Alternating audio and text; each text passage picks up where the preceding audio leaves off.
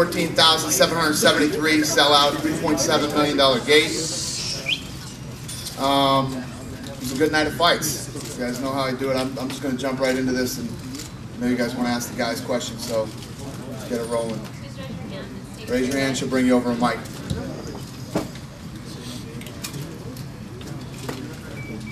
Dana's question's for you. BJ called out GSP. Your thoughts on that, and would you put that fight on?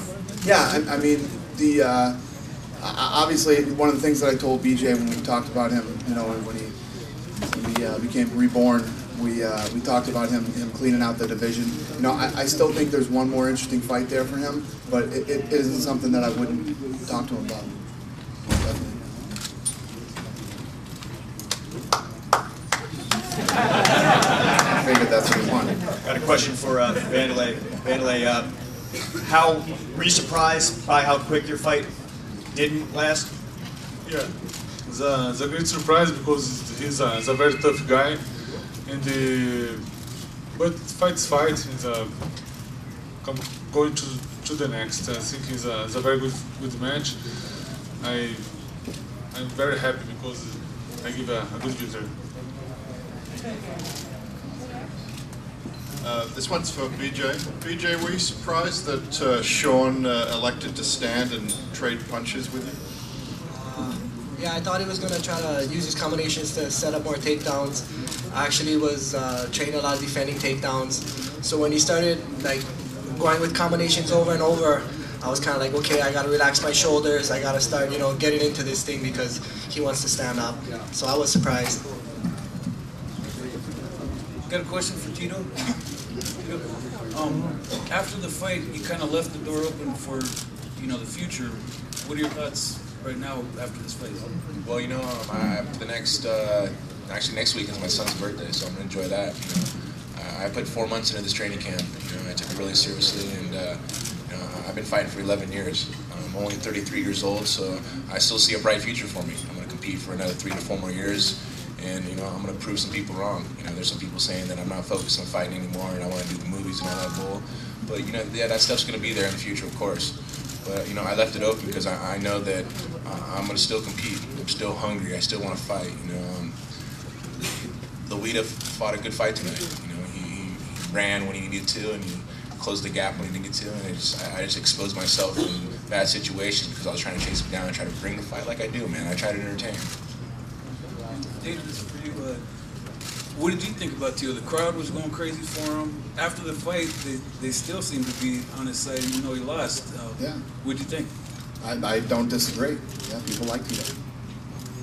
I have a question for Dana and Tito too. Dana, do you plan on making Tito an offer to re-sign with UFC? And Tito, if Dana offered you more money than the competitors offered, would you sign with UFC? let me just, I'm sure there's going to be a lot of Dana Tito questions. Let me just get it out there. The stuff between Tito and I is very real. You know, this is no bullshit. We're not trying to, you know, put on a WWE show. It's very real. That's why there's cops on each side. And you know, it's going to take Tito and I probably sitting down in a room and talking. We haven't done that in a long time, and you know, we'll see what happens. Back here. Did you tell Tito not to be here at the presser? No. So I haven't talked to Tito.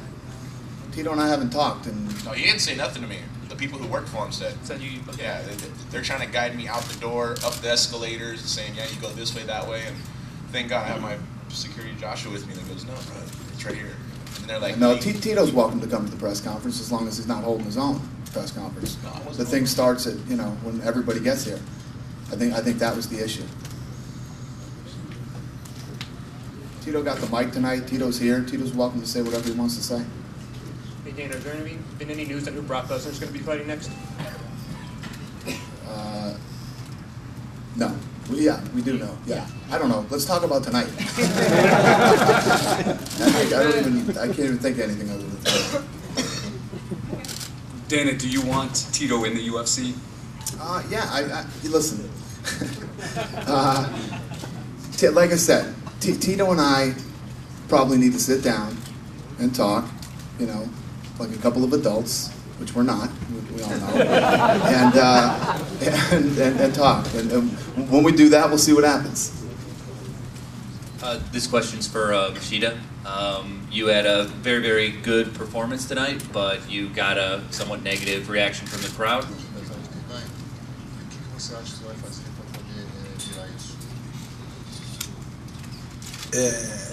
Cada luta eu estou tentando melhorar o meu jogo, né? Porque sempre tem falhas que a gente tem que corrigir e com certeza essa é uma delas, né? Mas hoje tinha muita pressão também em cima de mim, porque com toda essa confusão aí. Mas eu acho que, apesar de tudo, eu reagi bem. Take you down to the mat, and did you anticipate him coming in, with that, or did it catch you off guard during the fight? No, it's kind of like the last question. Yeah, I guess I was surprised. I was surprised. I mean, he took that one shot, and then I've been working out with a lot of great wrestlers, lately, and it didn't have that feeling like I was gonna get taken down off it, and he probably felt it, so he I think stood up. But I'm not real surprised. Maybe I think his boxing might be his best part of his game. How do you compare your performance tonight to some of your other strong performances? I just felt really good, and I felt in great shape and really relaxed in there. I know what to expect when I step in the octagon. Now it finally took me 10 years to settle down and know what to expect in there. That thing is crazy. So I think I got the thing under control nowadays. Hey, BJ, what did you say to Sean right after the fight? Were you right up to him when he was still down? I said, I told him, I know you were mad about everything I said, but I told you I was going to make the biggest lightweight fight in history. And he said, I'm not mad, it's all right. Question for Vanderlei. We know we had a transition between your old team. So when you fought Chuck, you had a transition between your old team and your new team. I want to know if that affected your performance when you fought Chuck. And does the new team help you to have a great performance you had tonight? Yeah, now I'm starting to train with the tall guys. The last week I have the strongest sparring with the great name here. I have a good performance, and I train a lot for this match. I know this is very, very important to me. I wanted to come back one day to fight with the champion here. I know it's possible, but I need to train more. I need to give another shows to have more victories here. Dana, what's the likelihood of potentially rematching Vanderlei and Tito again, and would each one of you oppose that or down for it? I think that, I think there's a lot of interesting matchups for Vanderlei and for Tito. Tito, what's your response to that? I think we got to get past the first little step of Dana saying he don't want no Tito business. He was quoted on that. I know last time he said that as long as I'm president of the UFC, Tito Ortiz will never fight in the UFC, and proved him wrong on that one. It just really comes down to what makes us fighters happy.